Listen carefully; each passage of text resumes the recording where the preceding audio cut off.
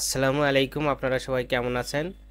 এখন এটা সোনাতলা রাস্তা এবং ইসামতির পার হয়ে আমি এই সোনাতলা দিয়ে যাব সাঁথিয়াতে। এটা কিছু রাস্তা এবং ইসামতি নদীর পাড় দিয়ে কিছু কাঁঠাল গাছ আছে, এগুলো আপনারা দেখতে পাচ্ছেন।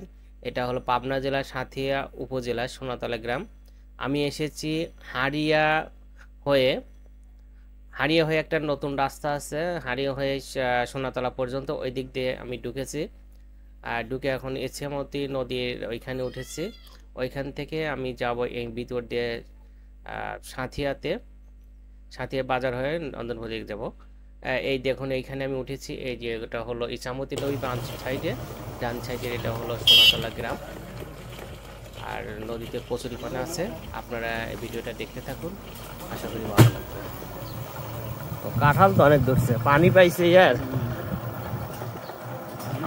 পানি পায় ওই জায়গা দিয়ে গাছ কাঁঠাল হয়েছে অনেক সুন্দর, অনেক কাঁঠাল।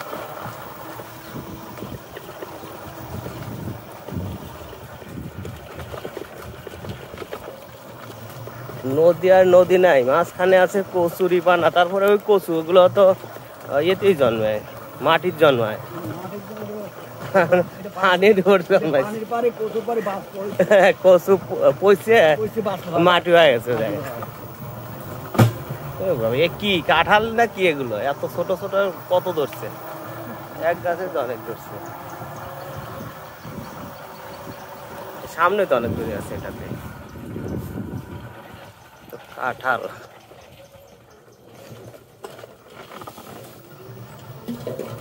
এই সামনে এটা তো অনেক ধরছে।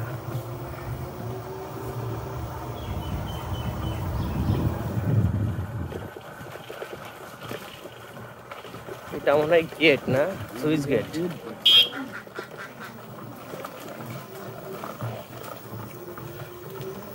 এই পানি তো মনে হয় চুলকানি মনে হয়, তো মনে হয় কচুরিপানা তো পচে গেছে পানি। তো কাঁঠাল মনে হয় কাটিয়েছে তো, এত কাঁঠাল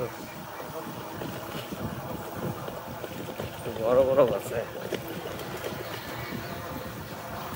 এটা কত বড়,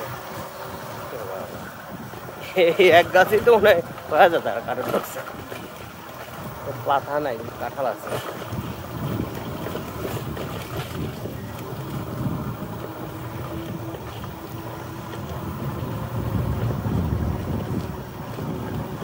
সোনাতলা বট গাছ মনে হয় পুরাতন। ও এখন তো ভিতর দিয়ে না, নদীর পার আর নাই না, নদী শেষ। ও এখন যেমন গ্রামের ভিতর দিয়ে। আচ্ছা।